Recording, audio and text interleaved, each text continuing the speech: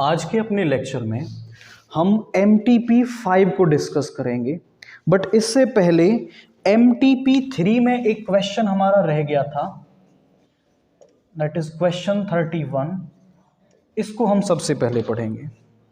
To fair dice are thrown simultaneously if x denotes the number of sixes find the expectation और mean of x। मतलब वो expectation बोले या फिर mean बोले एक ही बात है।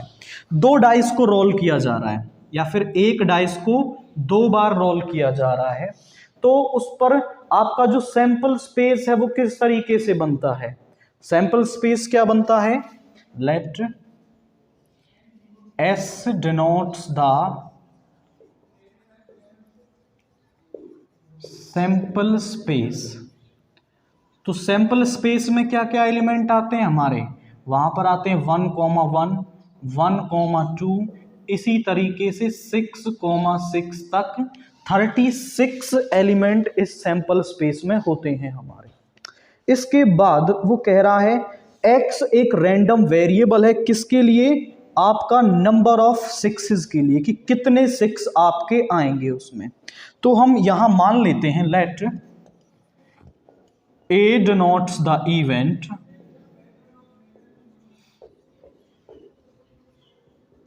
of getting 6।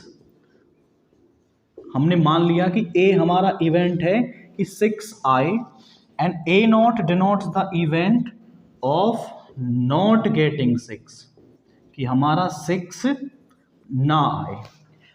In a single throw, ऐसा भी कह सकते हो आप, एक सिंगल थ्रो के अंदर। तो एक सिंगल थ्रो में 6 आने की जो प्रोबेबिलिटी है वो कितनी होती है? हम एक डाइस को उछालें तो उसमें 6 आने की प्रोबेबिलिटी क्या होगी? वो होगी आपकी 1/6। कि टोटल केस क्या होते हैं उसमें? 6 होते हैं और 6 होता है 1, तो 6 के आने की प्रोबेबिलिटी हो गई 1/6। और 6 के ना आने की क्या होगी? वो होगी 1 - PA, यानी कि 5/6। ठीक है। इसके बाद let x denotes the random variable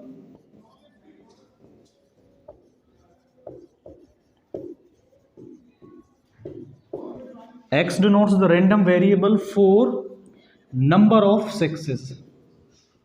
तो हमारी जो रैंडम वेरिएबल है वो किसके लिए माना है हमने? जितने नंबर ऑफ सिक्सेस आएंगे वो हम इस x रैंडम वेरिएबल से डिनोट करेंगे। Clearly x can take values.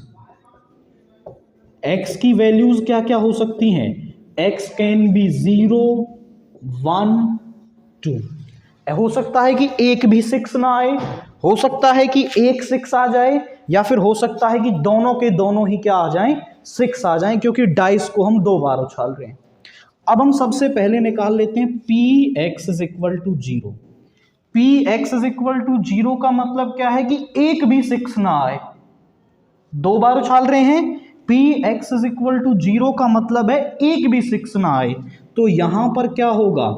पहली बार भी 6 ना आए, दूसरी बार भी 6 ना आए। इसको हम लिख सकते हैं PA0 × PA0, और ये हो जाएगा हमारा 5/6 × 5/6, यानी 25/36। क्लियर हो रहा है? इसके बाद Px = 1, यानी कि हमें एक 6 मिले आपका।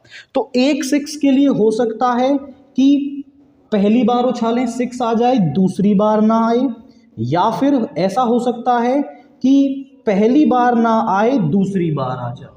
ठीक है। इसको हम लिख लेंगे PA × PA0 plus PA complement × PA। सभी की वैल्यूज हमारे पास हैं, पुट करेंगे। PA है हमारा 1/6, 5/6, ये है 5/6 × 1/6, यानी ये आ गया एलसीएम 36, 5 + 5 = 10/36। इसके बाद Px = 2, मतलब हमारे दोनों के दोनों ही क्या आए, सिक्सेस आ जाएंगे। तो इसको हम लिखेंगे पी ए इंटू ए, यानी P A into P A.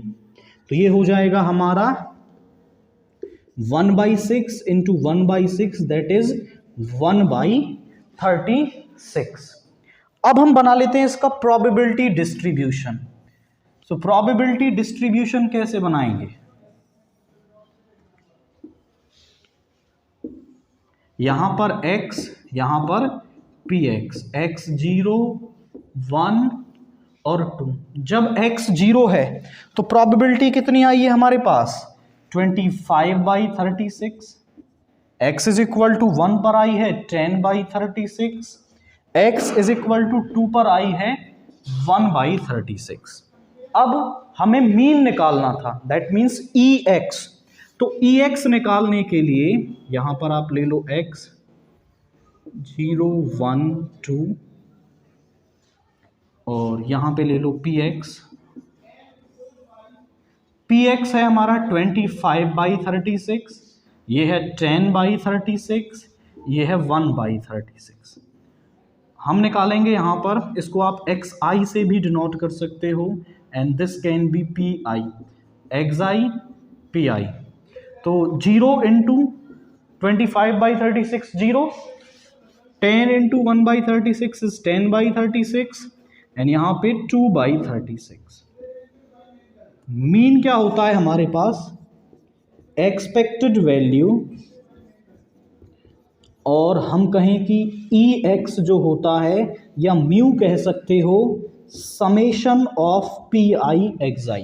जो pi xi का सम है वो क्या होगा हमारा, यहां पर मीन के बराबर होगा। तो सभी का सम कर दो, यहां पर है हमारे पास 0 प्लस 10/36 प्लस 2/36, यानी कि 12/36। तो मीन कितना आ रहा है हमारा, 1/3 आ रहा है। तो पहले आपको इस रैंडम वेरिएबल के लिए प्रोबेबिलिटी डिस्ट्रीब्यूशन बना लेना है, और प्रोबेबिलिटी डिस्ट्रीब्यूशन बना करके हमें पी xi निकालना है, और पी xi के सम को ही हम क्या कहते हैं, एक्सपेक्टेड वैल्यू या मीन कहते हैं, और उसे ऐड करते ही हमें मीन मिल जाएगा। क्लियर हुआ है। अब MTP 5 का सेक्शन ए देखिए, सेक्शन ए का क्वेश्चन 1 क्या कह रहा है हमसे, let R be a relation in the set n। R हमें एक रिलेशन दे रखा है in the set of natural numbers such that R के अंदर a, b टाइप के ऑर्डर्ड पेयर आते हैं। और कौन से ऑर्डर्ड पेयर इसके अंदर आते हैं, जहां पर जो a है वो b-2 होता है और b जो है वो 6 से बड़ा है। ये कंडीशन है कि मतलब पहले वाला जो एलिमेंट है वो दूसरे वाले से 2 छोटा होना चाहिए, और जो दूसरे वाला है वो आपका हमेशा 6 से बड़ा है। तो कौन सा ऑर्डर्ड पेयर इसके अंदर होगा, ए वाला हमें दे रखा है 8, 7 बिलोंग्स टू R, बी वाला हमें दे रखा है 6, 8 बिलोंग्स टू R, और सी वाला हमें दे रखा है 3, 8 belongs to R, and the D1 is 2, 4 belongs to R। अब देखो जो B है, मतलब दूसरे पोजीशन वाला, वो हमेशा 6 से बड़ा होना चाहिए। ये 6 से छोटा है तो ये नहीं आएगा, ये कैंसिल हो गया। ठीक है, अब आप यहाँ देखो, ये 7 है, ये 8 है, जबकि ये कह रहा है कि जो पहले वाला है वो दूसरे से 2 छोटा होना चाहिए, तो ये तो बड़ा है, तो ये भी कंडीशन को सेटिस्फाई नहीं कर रहा। यहाँ देखो, ये छोटा है बट कितना छोटा है, 5, बी में से 5 लेस करोगे तब ये मिलेगा आपको, ये भी नहीं होगा इसमें। तो ये आपका ऑटोमेटिक हो गया, बट कंडीशन भी चेक कर लो कि बी में से 2 सब्ट्रैक्ट करोगे तो ये मिल जाएगा, सही हो रहा है, और b जो है वो 6 से बड़ा भी है, तो दोनों ही कंडीशन सेटिस्फाई हो गई, तो इसका आंसर b रहेगा आपका। इसके बाद क्वेश्चन 2 है, ए मैट्रिक्स डिनोट्स ए नंबर। क्या जो मैट्रिक्स होती है, मान लो आपके पास एक ए मैट्रिक्स लिखी हुई है 1 2 3 4, क्या ये एक नंबर को रिप्रेजेंट कर रही है? जो मैट्रिक्स होती है वो एक नंबर को रिप्रेजेंट नहीं करती, वो आपकी क्या है, एक सिस्टम ऑफ लीनियर इक्वेशंस को रिप्रेजेंट करती है। तो आपकी ये जो स्टेटमेंट है ये क्या हो जाएगी, फॉल्स हो जाएगी, कि वो एक नंबर को रिप्रेजेंट करती है, वो एक सिस्टम को रिप्रेजेंट करती है आपकी। इसके बाद क्वेश्चन 3 देखिए, हमें ए दे रखा है -1 -1 1 0, और वो कह रहा है कि ए क्यूब की वैल्यू बता दो कि ए क्यूब क्या होगा। तो ए क्यूब निकालने के लिए पहले हम ए स्क्वायर निकालेंगे, फिर उसको ए से मल्टीप्लाई करेंगे तो ए क्यूब मिल जाएगा। ए स्क्वायर है हमारा a इंटू ए, तो यहाँ पे आ गया -1 -1 1 0, यहाँ पे आ जाएगा -1 -1 1 0, मल्टीप्लाई करेंगे इन्हें तो क्या मिलेगा हमें, -1 into -1 is 1, 1 into -1 is -1, -1 into 1 is 1, and यहाँ पे आ गया 0, -1 इंटू 0। इसकी मल्टीप्लाई इससे, यहाँ पे आया -1 प्लस 0, यहाँ पे -1 प्लस 0, ऐड करने पर क्या मिल रहा है हमें, 0 मिल रहा है, यहाँ पर मिल रहा है 1, यहाँ पे मिल रहा है -1, और यहाँ पर भी -1 आपका, ठीक है। ए स्क्वायर मिल गया।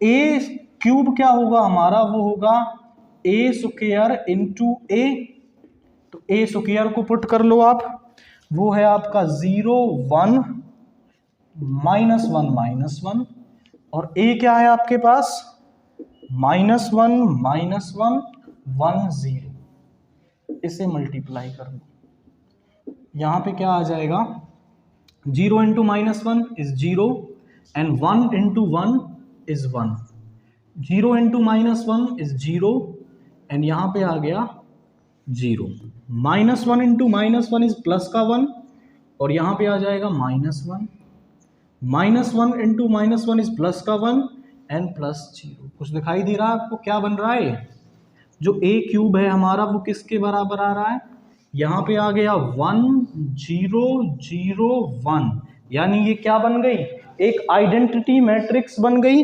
तो जो ए क्यूब है वो किसके बराबर है हमारा, आई के बराबर है। तो कौन सा ऑप्शन आप टिक करेंगे इसमें, ऑप्शन बी आपको आई दे रखा है, तो आई को आप इसमें टिक कर दोगे।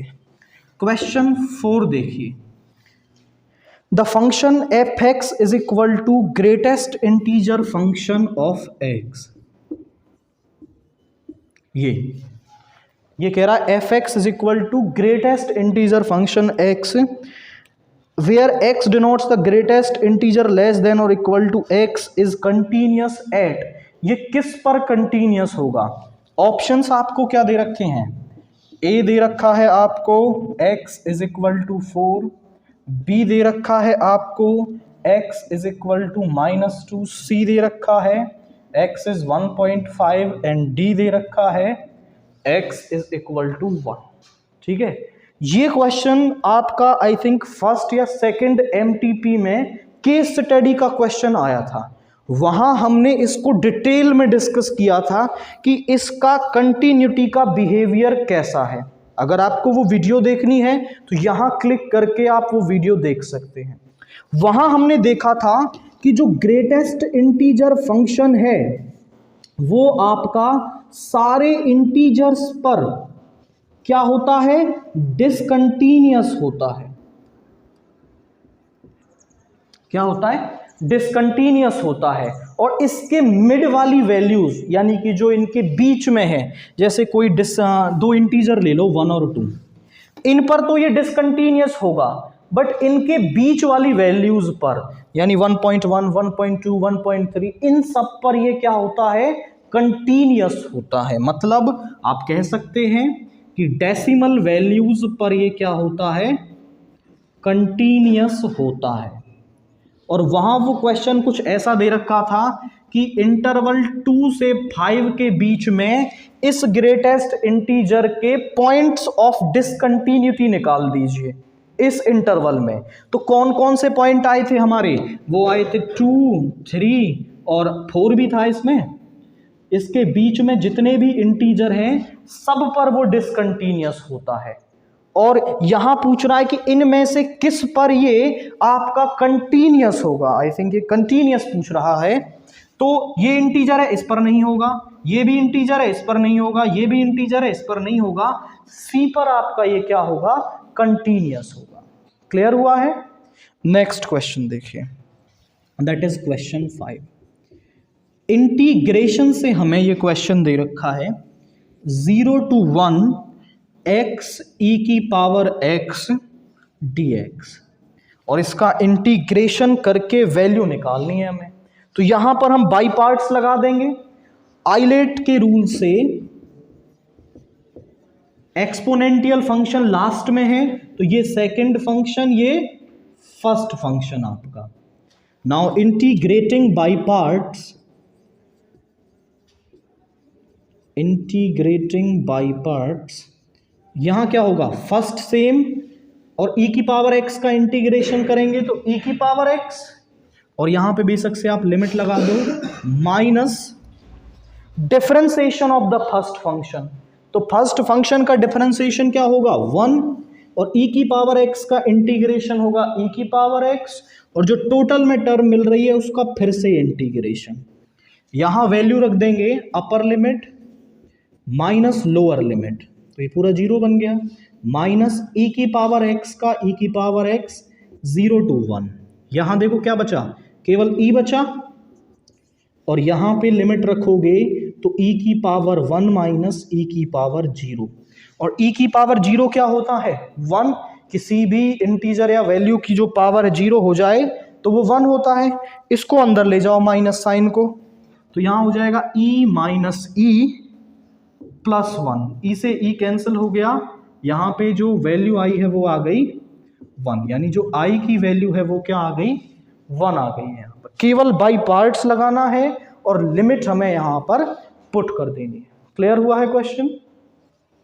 क्वेश्चन 6 देखिए क्या कह रहा है, हमें ए वेक्टर क्रॉस बी वेक्टर का जो मॉड्यूलस है उसका स्क्वायर प्लस ए वेक्टर डॉट बी वेक्टर के मॉड्यूलस का जो स्क्वायर है वो बराबर दे रखा है 400 के, और बी वेक्टर का मॉड्यूलस हमें दे रखा है 5, और हमें ए वेक्टर का जो मॉड्यूलस है वो निकाल देना है।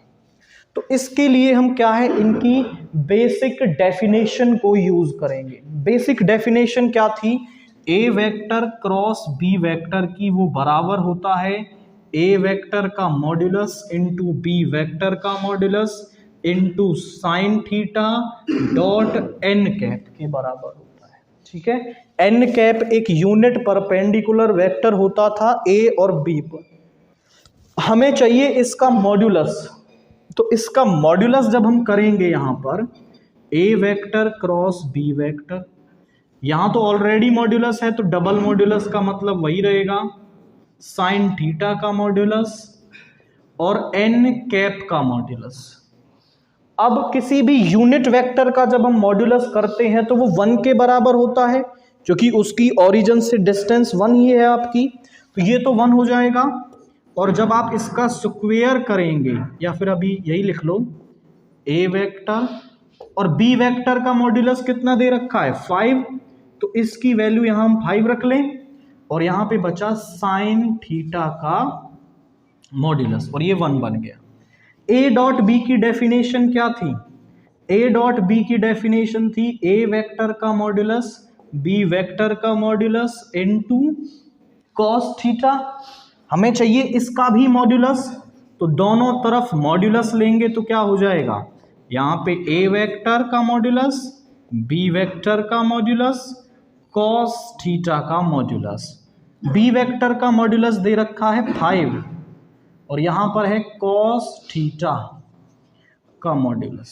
ठीक है, अब हमारे पास ए वेक्टर क्रॉस बी वेक्टर की भी वैल्यू आ गई, ए डॉट बी के मॉड्यूलस की भी वैल्यू आ गई। दोनों की वैल्यू मैं यहां सब्स्टिट्यूट कर दूं जो इक्वेशन हमें दे रखी है, तो यहां क्या हो जाएगा जरा चेक करें, 5 इंटू ए वेक्टर का मॉड्यूलस और साइन थीटा का मॉड्यूलस इसका स्क्वायर प्लस यहाँ रखेंगे वैल्यू 5 ए वेक्टर का मॉड्यूलस कॉस थीटा इसका स्क्वायर, ये आ गया 400। ठीक है, अभी कुछ कॉमन ले सकते हैं हम यहाँ से, देखो 5 का स्क्वायर 25, दोनों में से कॉमन आ जाएगा। मॉड्यूलस ऑफ ए वेक्टर का स्क्वायर दोनों में से कॉमन आ जाएगा, तो मैंने कॉमन ले लिया 25 मॉड्यूलस ऑफ ए वेक्टर का स्क्वायर, और यहाँ पर है साइन थीटा का स्क्वायर प्लस कॉस थीटा के मॉड्यूलस का स्क्वायर इज 400। अब ध्यान से देखें, 25 को मैं इधर डिवाइड में ले जाऊं, यहां बच गया मॉड्यूलस ऑफ ए वेक्टर का स्क्वायर। अब साइन थीटा के मॉड्यूलस का स्क्वायर करो या केवल साइन का स्क्वायर करो, बात तो वही होने वाली है। ठीक है, तो sine square theta plus cos square theta is equal to 400 by 25, और इसे 25 से करेंगे तो 1 टाइम और ये 6 टाइम। ठीक है, और यहां पर है ये 1 बन जाएगा, this will become 1। Modulus of A vector का स्क्वायर इज 16, इधर ले जाएंगे modulus of A vector is √16 और ये आ जाएगा 4। माइनस वैल्यू नहीं लेंगे क्योंकि मॉड्यूलस हमेशा पॉजिटिव आपका आता है, क्योंकि मॉड्यूलस इज डिस्टेंस और डिस्टेंस हमेशा पॉजिटिव आती है। तो मॉड्यूलस ऑफ ए वेक्टर कितना आ गया, 4 आ गया। क्लियर हुआ है। नेक्स्ट क्वेश्चन को देखिए, क्वेश्चन 7 हमसे क्या कह रहा है, काफी टिपिकल टाइप का क्वेश्चन है बट इजी है। Prove that 1 1 1 can not be the direction cosines of a line. यहां पर हमें डीसीज क्या दे रखे हैं, 1 1 1।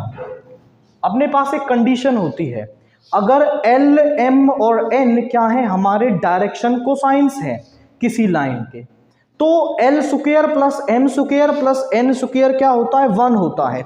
तो मतलब अगर ये किसी लाइन के डायरेक्शन कोसाइंस हैं तो इनके स्क्वायर का सम किसके बराबर होना चाहिए, 1 के बराबर होना चाहिए। आप लिखो 1 square plus 1 square plus 1 square is not equal to 1, is not equal to 1। So these can not B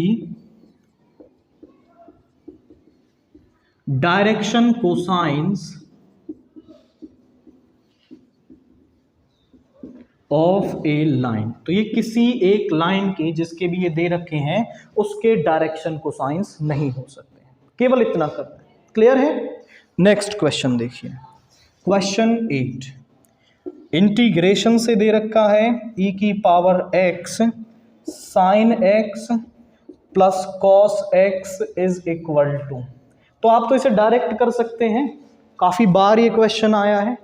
जब इस तरीके का पैटर्न आपके पास आए, e की power x function plus function का डिफरेंशिएशन आपको दे रखा हो, तो ये जो इंटीग्रेशन है वो किसके बराबर होता है, e की पावर x इनटू में फंक्शन प्लस c के बराबर।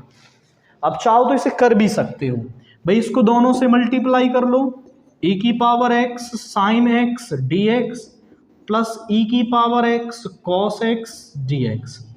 डिफरेंशिएशन वाले पार्ट को सेम रखना है, उसको नहीं छेड़ना। इसमें बाई पार्ट्स लगा दो, ये फर्स्ट फंक्शन ये सेकंड फंक्शन, बाई पार्ट्स लगाएंगे। फर्स्ट फंक्शन सेम, सेकंड का इंटीग्रेशन माइनस फर्स्ट का डिफरेंशिएशन करेंगे तो cos x, e की पावर x का इंटीग्रेशन e की पावर x और टोटल का इंटीग्रेशन प्लस e की power x cos x dx। Check करो तो ये माइनस ये पॉजिटिव, तो दोनों कैंसिल हो जाएंगे।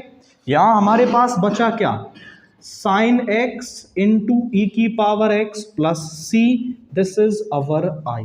तो i किसके बराबर है, साइन x इंटू ई की पावर x प्लस c के। अगर हम फॉर्मूले से करें तो फंक्शन e की पावर x लिखनी है और फंक्शन क्या है, साइन x लिखना है प्लस c। MCQ में आता है तो टाइम बचाना है, केवल यहां से करके निकल जाओ, पूरा करने की जरूरत नहीं है आपको। क्लियर हुआ है। नेक्स्ट वाले को देखो, क्वेश्चन 9 क्या कह रहा है, show that the function given by, हमें एक फंक्शन दे रखा है fx is equal to 5x plus 1 is strictly increasing for all x belongs to R। तो हमें इस फंक्शन को नहीं, तो फंक्शन x fx दे रखा है हमें 5x plus 1, इसको हमें x की हर उस वैल्यू के लिए जो रियल नंबर से आती है इसे स्ट्रिक्टली इंक्रीजिंग दिखाना है। तो हम इसका डेरिवेटिव कर लेंगे, f डैश x वो आ जाएगा हमारे पास 5 and which is always greater than 0। अगर फंक्शन का डेरिवेटिव ग्रेटर देन 0 आ जाए तो फंक्शन स्ट्रिक्टली इंक्रीजिंग होता है।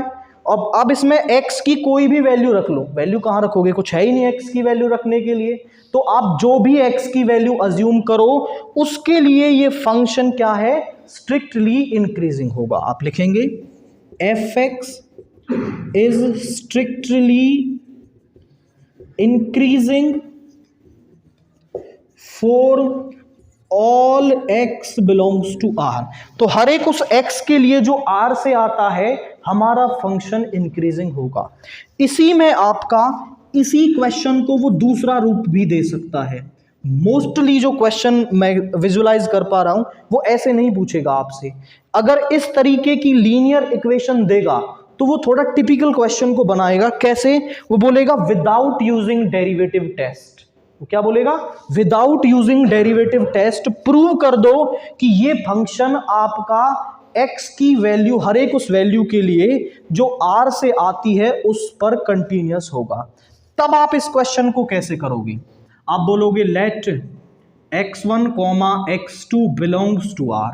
हमने x1 और x2 R से मान लिए such that x1 is less than x2, x1 is less than x2।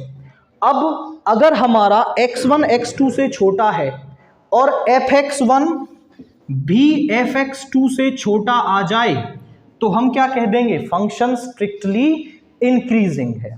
ठीक है, तो हम यहां बनाते हैं fx1 क्या होगा हमारा 5x1 प्लस 1, fx2 क्या होगा 5x2 प्लस 1।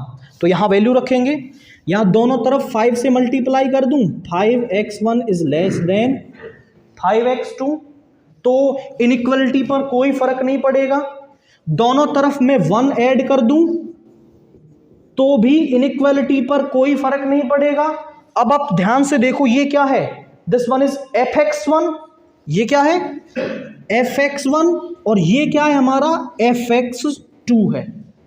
x1 x2 से छोटा है और fx1 fx2 से छोटा है, तो हमारा फंक्शन स्ट्रिक्टली इंक्रीजिंग हो गया। आप बोलेंगे सो fx इज स्ट्रिक्टली इंक्रीजिंग, यही लाइन लिख देंगे दिस लाइन। ठीक है, अब मैं थोड़ा सा और डिटेल में आपको बताऊं तो ये हुआ कैसे।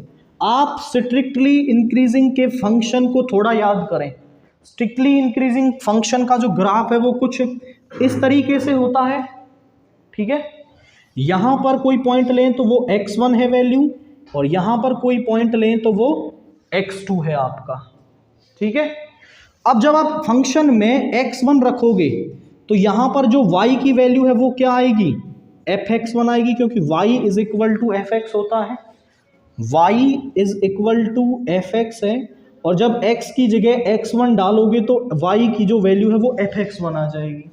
यहां पर y की वैल्यू क्या आएगी, fx2 आएगी। क्लियर हो रहा है।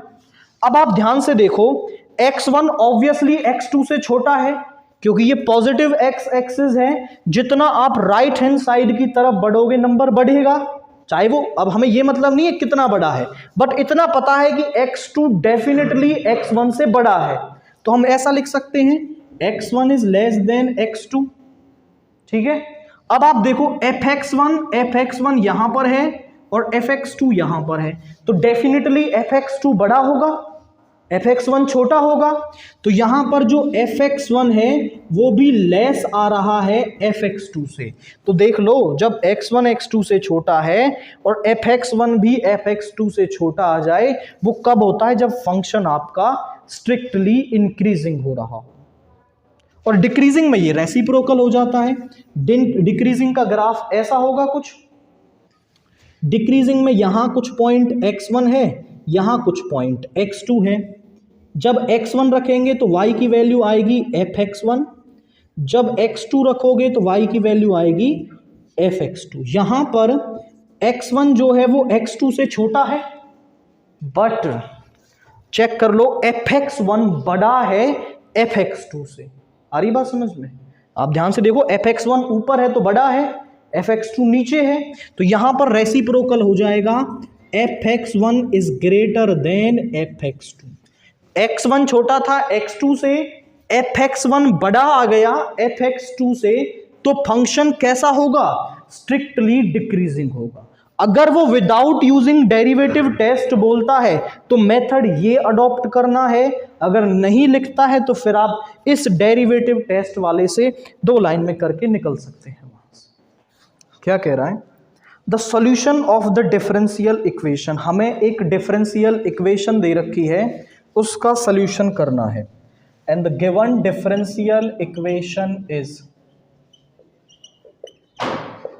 वो क्या है हमारे पास? e की power x minus y into x plus d y is equal to 0। आप ध्यान से देखें तो ये एक वेरिएबल सेपरेबल का क्वेश्चन है, बट यहाँ एक प्रिंटिंग मिस्टेक है। यहाँ x हमें दे रखा है, देखो y का इंटीग्रेशन करने के लिए dy तो हमारे पास है। मैं वेरिएबल्स को सेपरेट करूं तो इसको ऐसा लिख सकता हूं, e की पावर x इंटू e की power minus y, base same है, पावर ऐड हो जाएगी, और यहां पर ये x है, इसको इधर ले गए माइनस डी वाई। ठीक है, अब इस e की पावर माइनस वाई को इधर ले जाओ, e की power x into x minus d y upon e की पावर माइनस वाई, ऊपर ले जाएंगे तो पावर पॉजिटिव हो जाएगी, तो यहां पे आ गया e की पावर x इंटू एक्स और माइनस ई की पावर y डी वाई। अब मैं जैसे ही देखो वेरिएबल सेपरेट हो गए, x वाले एक तरफ हो गए, y वाले एक तरफ हो गए। अब मैं दोनों तरफ इंटीग्रेशन ले लूं तो यहां तो मैं इंटीग्रेशन कर पाऊंगा क्योंकि dy दे रखा है, बट यहां पर आपको नहीं दे रखा, तो डेफिनेटली ये x नहीं है, ये dx है आपका, जो गलती से मिसप्रिंट क्या हुआ है? x हुआ है। अब इसका इंटीग्रेशन हो जाएगा, अदरवाइज नहीं हो सकता था। तो अब इसे dx कर लेंगे, taking integration on both side.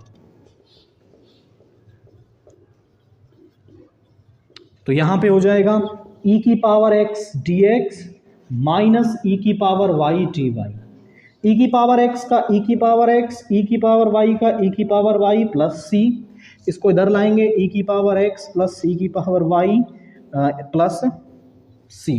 ये क्या है? इसका सॉल्यूशन है। तो ऑप्शन डी करेक्टली मैच हो रहा है, तो ये आएगा। अगर ये आप x लेके करते हो तो क्वेश्चन होगा ही नहीं, और होगा भी तो आंसर मैच तो डेफिनेटली नहीं होगा।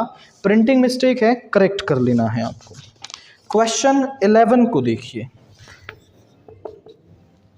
The area of parallelogram whose adjacent sides are i plus k and 2i plus j plus k. एक हमें एरिया ऑफ पैरेललोग्राम निकालना है जिसकी एडजेसेंट साइड हमें दे रखी है। मान लो ये हमारे पास एक पैरेललोग्राम है जिसकी ये साइड a वेक्टर और ये साइड b वेक्टर है। तो इस पैरेललोग्राम का एरिया क्या होता है? अगर मैं यहाँ पर a vector cross b vector का मॉड्यूलस निकाल दूं तो वो क्या होता है? एरिया ऑफ पैरेललोग्राम हमारे पास होता है। तो आपको एडजेसेंट साइड मतलब जिनका जो स्टार्टिंग पॉइंट या एंडिंग पॉइंट कह सकते हो, एक पॉइंट कॉमन हो, उन दोनों साइड्स का हमें पता हो तो क्रॉस प्रोडक्ट करना है, मॉड्यूलस कर देना है, एरिया मिल जाएगा। आपको यहाँ पर एडजेसेंट साइड दे रखी है a vector, that is i plus 0j plus k,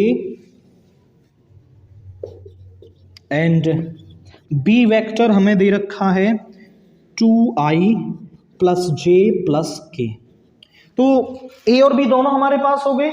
तो a vector cross b vector जब मैं निकालूंगा तो वो क्या आएगा हमारे पास? And this will become i j k। तो a वेक्टर के i j और k के कोफिशिएंट्स वो क्या हैं? 1 0 1 और ये है 2 1 1। एक्सपेंडिंग अलोंग रो 1 यहाँ आ जाएगा i कैप, इस रो इस कॉलम को छोड़ेंगे 0 माइनस 1 माइनस जे कैप, इस रो इस कॉलम को छोड़ेंगे 1 माइनस 2 प्लस के कैप, इस रो इस कॉलम को छोड़ेंगे 1 माइनस 0। तो ए वेक्टर क्रॉस बी वेक्टर क्या आ रहा है, वो आ रहा है हमारे पास माइनस आई कैप, एंड ये माइनस का आएगा प्लस का जे कैप, और यहां पे आ गया प्लस का के कैप। अपने को एरिया ऑफ पैरेललोग्राम निकालना है, एरिया ऑफ पैरेललोग्राम वो होगा ए वेक्टर क्रॉस बी वेक्टर का मॉड्यूलस। मॉड्यूलस कैसे निकालेंगे, माइनस 1 का स्क्वायर 1 का स्क्वायर प्लस 1 का square, that will be √3।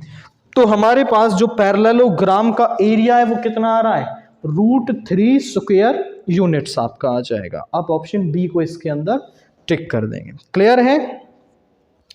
Question 12 देखिए, trigonometric functions are differentiable in their respective domains. तो हमारे पास जो ट्रिग्नोमेट्रिक फंक्शन है, हमारे 6 ट्रिग्नोमेट्रिक फंक्शन है, वो डिफरेंशिएबल होते हैं अपने रेस्पेक्टिव डोमेन में। तो आपसे मैं जैसे बात करूं, y is equal to sine x है, और साइन एक्स का डोमेन होता है रियल नंबर्स, ठीक है। साइन एक्स का डोमेन क्या होता है, रियल नंबर, और कोडोमेन क्या होती है, वैल्यू हमेशा -1 से 1 के बीच में हमें मिलती है। तो इन वैल्यूज पर क्या हम फंक्शन का डिफरेंशिएशन निकाल पाते हैं, आप चेक करो। मैं इसका डेरिवेटिव कर दूं dy/dx, वो आएगा आपका cos x। अब cos x में इसके डोमेन की कोई भी वैल्यू डाल दो आप, cos x का डोमेन भी तो यही होता है, इसकी वैल्यू कोई भी डाल दो, हमेशा एक एग्जिस्टिंग वैल्यू मिल जाएगी, हमें एक ऐसी वैल्यू मिल जाएगी जो एग्जिस्ट करती है। तो मतलब आप ऐसे ही cos का कर सकते हैं, tan, sec, cosec, सभी का क्या होता है आपका, सभी अपने रेस्पेक्टिव डोमेन पर डिफरेंशिएबल होते हैं। आई बात समझ में। तो ये बात क्या हो गई, ट्रू हो गई। तो आप इसमें ट्रू भरेंगे। 13 को देखिए, the unit vector perpendicular to both lines. एक ऐसा वेक्टर निकाल दीजिए, एक यूनिट वेक्टर निकाल दीजिए ऐसा जो दोनों लाइंस पर क्या हो, परपेंडिकुलर हो। तो मैं मान लेता हूं let a vector that is x i cap y j cap plus z k cap is perpendicular to both lines. ये दोनों लाइंस पर क्या है आपका, परपेंडिकुलर है। तो यहां पर हमें दोनों लाइंस दे रखी हैं, x + 1/3, y + 2/1 एंड z + 1/2। यहां दे रखा है x - 2/1, y + 2/2 एंड z - 3/3। ये दो लाइंस हमें दे रखी हैं। दोनों की अब डीआरस की बात करूं तो इसके डीआरस हैं 3, 1, 2, इसके डीआरस हैं 1, 2, 3, तो और इस लाइन के डीआरस हैं x, y, z। अगर दो लाइनें परपेंडिकुलर होती हैं तो उनके डीआरस का प्रोडक्ट क्या होता है, 0 होता है। तो मतलब 3 × x + 1 × y + 2 × z जो है वो 0 के बराबर होगा। ये इसके भी परपेंडिकुलर है, तो x + 2y + 3z = 0 होगा, ठीक है। अब यहां हम क्रॉस मल्टीप्लिकेशन मेथड लगाते हैं और x, y, z की वैल्यू निकालेंगे। तो यहां लिखेंगे x, यहां पर y और यहां पर z। x निकाल रहे हैं, x को कवर करो 3 - 4, y को कवर करो 2 - 9, z को कवर करो 6 - 1। आप चेक कर लो, x की वैल्यू क्या आ गई, 3 - 4। तो यहां पे आप लिख सकते हैं, इसको हम लैम्डा के बराबर मान लो, लैम्डा के बराबर मानेंगे। x इज इक्वल टू, यहां पर देखो -1 है तो यहां आ जाएगा -λ, y क्या आ जाएगा हमारा -7λ, और z क्या आ जाएगा हमारे पास, दैट इज 5λ, ठीक है। अब डीआरस में से हम कुछ कॉमन भी ले सकते हैं, तो लैम्डा कॉमन ले लें यहां से, तो x, y, z की वैल्यू क्या आ जाएगी, x आ जाएगा हमारे पास -1, y आ जाएगा हमारे पास -7 और z आ जाएगा 5। तो a वेक्टर क्या बन गया, -i -7j +5k, ये आ गया। ये तो वो वेक्टर है जो इन दोनों पर क्या है, आपका परपेंडिकुलर है। हमें इसे यूनिट वेक्टर बनाना है। तो किसी भी वेक्टर को जब हमें यूनिट वेक्टर बनाना हो तो हम क्या करते हैं, उसी वेक्टर को उसके मॉड्यूलस से डिवाइड कर देते हैं। तो ए वेक्टर का मॉड्यूलस निकाल लो आप, -1 का स्क्वायर 1, -7 का 49, 5 का 25, दैट इज √75। √75 को मैं ऐसा लिख सकता हूं 25 × 3, 25 बाहर आ जाएगा 5√3। ठीक है, अब इस ए वेक्टर को डिवाइड कर दो, यूनिट वेक्टर वो हो जाएगा ए वेक्टर अपॉन ए वेक्टर का मॉड्यूलस। तो ए वेक्टर क्या है अपने पास, यहां -i -7j +5k अपॉन 5√3, ये आपका वेक्टर आ गया, वो यूनिट वेक्टर जो इन दोनों पर ही क्या है, परपेंडिकुलर है। ऑप्शन हम मैच करें तो बी आपका मैच होगा। क्लियर हुआ है। पहले तो आप क्या है, कंडीशन बनाएंगे, वहां से x y z निकालोगे, x y z मिलने पर वो वेक्टर आपको मिल जाएगा, और किसी भी वेक्टर को यूनिट वेक्टर में कन्वर्ट करने के लिए उसको उसके मॉड्यूलस से ही हम क्या कर देते हैं, डिवाइड कर देते हैं। क्लियर हुआ है क्वेश्चन। क्वेश्चन 14 देखिए, the principal value of cos inverse -1/2 is. तो कॉस इनवर्स -1/2 की हमें प्रिंसिपल वैल्यू निकालनी है।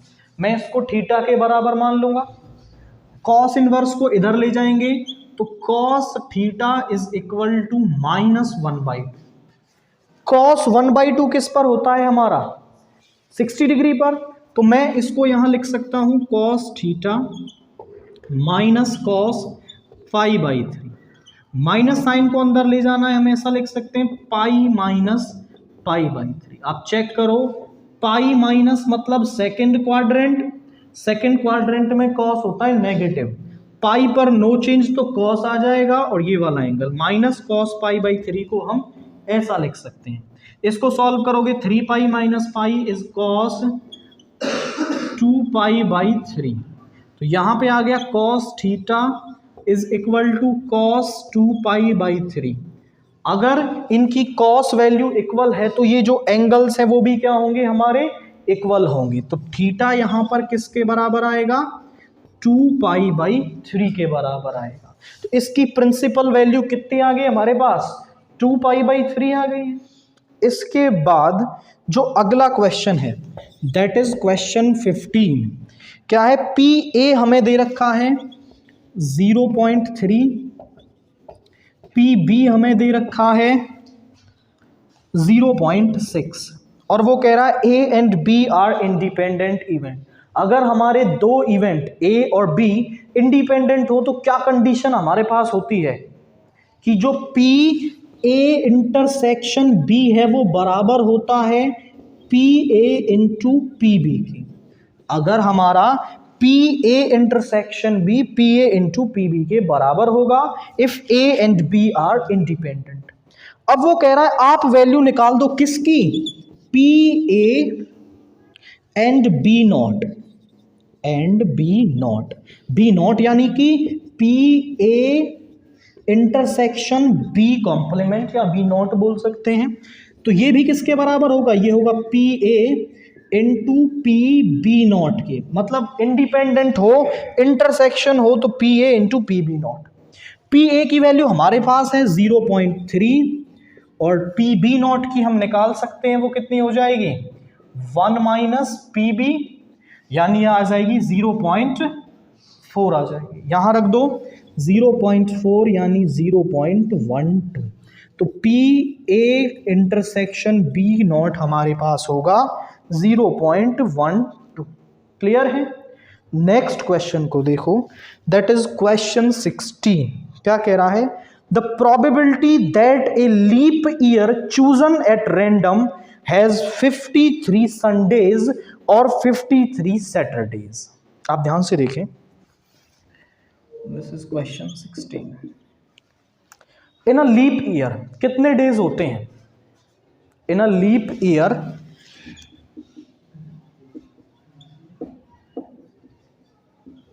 366 डेज होते हैं। किसी भी लीप ईयर के अंदर 366 डेज होते हैं। बिना जो विदाउट लीप ईयर होगा उसमें 365 होंगे आपके, नॉट अ लीप ईयर जो होता है। अब इसमें हम हफ्ते बनाएं भाई। 366 को आप डिवाइड कर लो किससे? आप 7 से डिवाइड कर लो।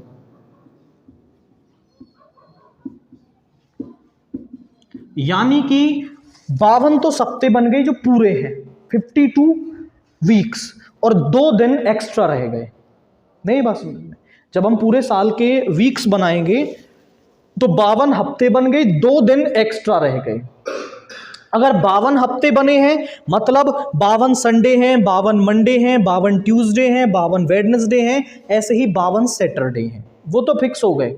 बट ये 2 दिन एक्स्ट्रा जो है ये कुछ भी किसी को भी बढ़ाया घटा सकते हैं। आप बोलेंगे in a leap year 52 weeks 52 weeks and 2 days extra.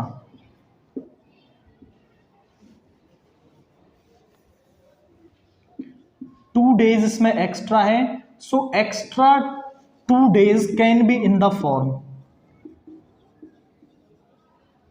Extra 2 days in the form. किस फॉर्म में हो सकते हैं वो किस फॉर्म में हो सकते हैं जरा चेक करें। उसको हम ई इवेंट मान लेते हैं।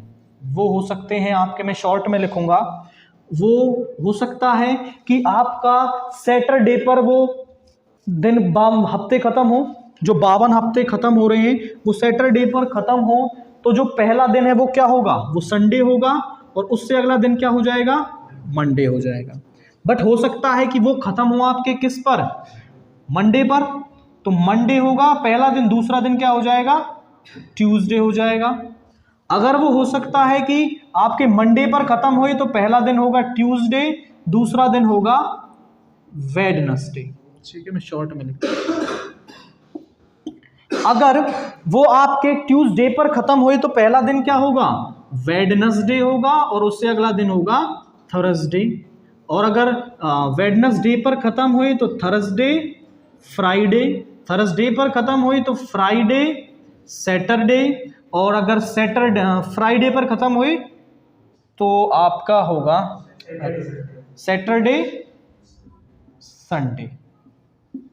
ठीक है, और अगर वो सैटरडे पर खत्म हुए तो संडे और मंडे। तो यही पॉसिबल पेयर्स बन सकते हैं उन 2 दिनों के लिए आपके।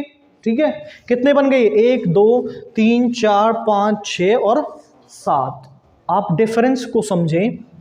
अब अगर वो क्वेश्चन पूछता है भाई, वो क्या पूछ रहा है कि 53 तो संडे होने चाहिए और 53 ही क्या होने चाहिए? सैटरडेज होने चाहिए। तो मैं मान लेता हूं, let A denotes the event of getting 53 Sundays. हमने A इवेंट मान लिया कि हमें 53 संडेज मिल जाएं। सॉरी, इसको सैटरडेज मान लो आप, पहले सैटरडे हुआ ना, सैटरडेज, या वैसे भी मान लोगे तो भी कोई दिक्कत नहीं। B denotes the event of getting 53 Sundays. आप चेक कर लो कि 53 सैटरडेज आने की प्रोबेबिलिटी क्या होगी। 53 सैटरडेज कब आ सकते हैं भाई? 52 तो हो ही पड़े हैं, उनका तो कुछ रोल ही नहीं है, सारा रोल इनसे डिफाइन होना है कि 53 कौन से होंगे। अब 53 सैटरडे कब हो सकते हैं? देखो, या तो आप ध्यान से देखें, ये पैटर्न रिपीट हो जाए, ये वाला पैटर्न आ जाए, या फिर ये वाला पैटर्न आ जाए, तो हमारे पास 53 संडे सैटरडेज हो जाएंगे, क्योंकि इसमें भी एक सैटरडे है, इसमें भी एक सैटरडे है, और 53 करने के लिए एक बहुत है आपका। तो टोटल तो केस हैं आपके पास ये 7, और फेवरेबल कितने हो गए? 2। यानी 53 सैटरडेज आने की जो प्रोबेबिलिटी है वो हो जाएगी 2/7। ठीक है, इसके बाद पी बी, यानी कि पी मतलब 53 संडेज आ जाएं। 53 संडेज आने की जो प्रोबेबिलिटी है वो कितनी होगी? फेवरेबल केस देखो, एक तो ये आ जाए तो भी संडे और ये आ जाए तो भी संडे।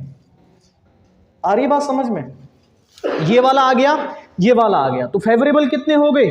2 हो गए, और टोटल कितने हैं हमारे पास? 7 हो गए। ठीक है, मतलब अब हम निकाल लेते हैं P 53 सैटरडे एंड 53 संडे।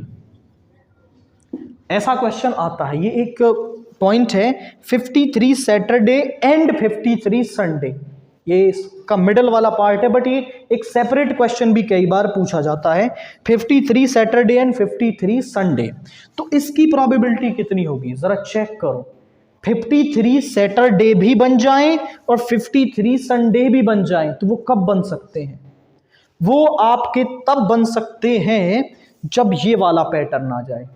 अगर ये वाला पैटर्न आ जाएगा तो देखो, सैटरडे भी 53 हो जाएंगे और संडे भी कितने हो जाएंगे? 53 हो जाएंगे। इसके अलावा कोई भी ऐसा पॉसिबल पेयर नहीं है जिसको लाने से दोनों आपके क्या है? 53 हो जाएं। तो फेवरेबल कितने हैं? 1, टोटल कितने हैं? 7। तो ये इसकी प्रोबेबिलिटी आ गई। अगला हमें निकालना है P 53 सैटरडे, मैं शॉर्ट में लिख रहा हूं, और 53 संडे। यानी P 53 सैटरडे को हमने क्या माना है? ए इवेंट माना है, और यानी यूनियन बी। हमारे पास देख लो पी ए है, पी बी है, और पी ए इंटरसेक्शन बी। इसको आप लिखना चाहो तो ए इंटरसेक्शन बी लिख सकते हो, क्योंकि एंड का मतलब इंटरसेक्शन है। तो कोई फार्मूला याद आ रहा है आपको इसके लिए? होता है ना फार्मूला, तो हम यहां लगाएंगे पी ए यूनियन बी। हमारे पास होता है P A plus P B minus P A intersection B. ये हमने निकाली 2/7, ये भी हमने निकाली 2/7 माइनस 1/7। तो यहां एलसीएम आ गया 7, 2 + 2 - 1 यानी 4 - 1 इज 3/7। तो 53 सैटरडेज या 53 संडेज आपके आ जाएं, इस बात की जो प्रोबेबिलिटी है वो 3/7 होगी। क्लियर है क्वेश्चन? क्वेश्चन 17 देखिए, the inverse of the matrix. हमने एक मैट्रिक्स ले ली A 3 - 2 - 7 5। हमें इसका क्या निकालना है? इनवर्स निकालना है। तो 2 × 2 की मैट्रिक्स है, बट छोटा क्वेश्चन है, बट पहले सबसे डिटर्मिनेंट A निकालो। 15 - 14 यानी डिटर्मिनेंट ऑफ A तो आ गया 1, which is not equal to 0। So determinant exist तो आपका करता है। अब आप निकालो कोफैक्टर्स। जब A 1 1 निकालोगे, -1 की पावर 1 + 1, इस रो इस कॉलम को छोड़ोगे, बचा क्या? केवल 5। A12 निकालोगे, -1 की पावर 1 + 2, इस रो इस कॉलम को छोड़ोगे, बचा क्या? -7। और यहां से भी माइनस आएगा, वो पॉजिटिव बन जाएगा। A21 निकालोगे, -1 की पावर 2 + 1, इस रो इस कॉलम को छोड़ोगे, -2, ये भी प्लस का 2। A22 निकालोगे, इस रो इस कॉलम को छोड़ोगे, तो यहां पर आपका बचा 3। तो कोफैक्टर्स मिल गए। हम निकाल लेते हैं adjoint of A. Adjoint of A होता है हमारा कोफैक्टर्स का ट्रांसपोज। कोफैक्टर्स का ट्रांसपोज एडजॉइंट होता है। ट्रांसपोज कर लो 5 7 2 3। और अगर हमें इनवर्स निकालना है तो हमें डिटर्मिनेंट ऑफ ए से डिवाइड करना पड़ेगा एडजॉइंट ऑफ ए को, क्योंकि डिटर्मिनेंट 1 है तो उससे डिवाइड करने पर कोई फर्क नहीं पड़ेगा। तो यहां पर आ जाएगा 5 2 7 3। This is the inverse for this question. Clear हुआ है? काफी सिंपल है। इसके बाद क्वेश्चन 18 को आप देखिए, क्या कह रहा है? एवरी, इस तरीके से, एवरी फंक्शन इज कंटिन्यूअस। अब एक बात हम जानते हैं कि हर कोई कौन सा फंक्शन जो है वो कंटिन्यूअस होता है। अगर आप ध्यान से देखो तो मैंने आपको बताया था कि अगर फंक्शन डिफरेंशिएबल हो जाए तो उसको कंटिन्यूस चेक करने की ज़रूरत नहीं होती। फंक्शन डिफरेंशिएबल तभी होता है जब वो कंटिन्यूस भी होता है। आप कह सकते हो कि हर डिफरेंशिएबल फंक्शन क्या है, कंटिन्यूस होता है। Every differentiable function is continuous, ये भर दोगे आप कि हर एक जो डिफरेंशिएबल फंक्शन है वो आपका कंटिन्यूस होगा। इसके बाद क्वेश्चन 19 जो है असर्शन रीजन वाला। अब असर्शन हमें क्या दे रखा है, इसमें असर्शन वो दे रहा है इंटीग्रेशन से let I is equal to 7 e की power minus x upon 16 plus 9 e की पावर माइनस 2x dx। और वो कह रहा है इसको सॉल्व करने से आपको मिलेगा -7/12 tan इनवर्स 3 e की पावर -x/4 प्लस c। मैं पहले असर्शन को ही चेक कर लेता हूं कि ये सही है या गलत है। तो ये तो हमें मिलेगा, ये हमें निकालना है। इससे शुरुआत करते हैं। मैं इसको ऐसा लिख सकता हूं, 7 को बाहर ले लूं, 3 e की पावर -x 4 का स्क्वायर प्लस 3 e की पावर -x का स्क्वायर। आप चेक करो, 3 का स्क्वायर 9 और e की पावर -x का स्क्वायर बन जाएगा e की पावर -2। मैं इस टर्म को पुट कर दूं यहां पर, तो ऊपर वाली टर्म चली जाएगी यहां से। मैं पुट कर रहा हूं 3 e की पावर -x को t, तो 3 e की पावर -x का -1 dx is equal to dt। अपने पास ऊपर है केवल e की पावर -x dx, तो इसको इधर रख लो, बाकी को इधर ले जाओ, तो ये आ जाएगा -dt/3। तो यहां रख देंगे हम, -7/3 हो जाएगा। ये बन गया dt अपॉन 4 का square plus t square dt। 1/x square plus a square किसके बराबर होता है, हम जानते हैं 1/x square plus a square बराबर होता है 1/a tan इनवर्स x/a के। तो यहाँ फॉर्मूला लगा दो, -7/3 1/a यानी 1/4 tan inverse x/a plus c। यहाँ आ गया -7/12 tan इनवर्स t किसके बराबर है हमारा, t बराबर है 3 e की power -x/4 plus c। Check करो जरा, ये कह रहा था सही बात आई है, -7/12 tan इनवर्स तो सही आ रही है। असर्शन क्या आ रहा है, सही आ रहा है, मतलब इसको सॉल्व करने से ये मिल रहा है। रीजन पढ़ लो जरा, रीजन क्या कह रहा है। रीजन कह रहा है आपसे कि integration of 1/a square plus x square dx बराबर होता है 2/a tan inverse x/2a plus c के। क्या यही फार्मूला होता है, 1/x square plus a square का फार्मूला ये होता है, और ये तो कुछ और ही कह रहा है, तो ये तो गलत हो गया ना। तो assertion is true but the reason is false. आप लिखेंगे असर, या फिर मैं लिख देता हूं a is true r is false. Question clear हुआ है, असर्शन हमारा ट्रू हो गया, रीजन क्या हो गया, फॉल्स हो गया। तो केवल इसको चेक करना है।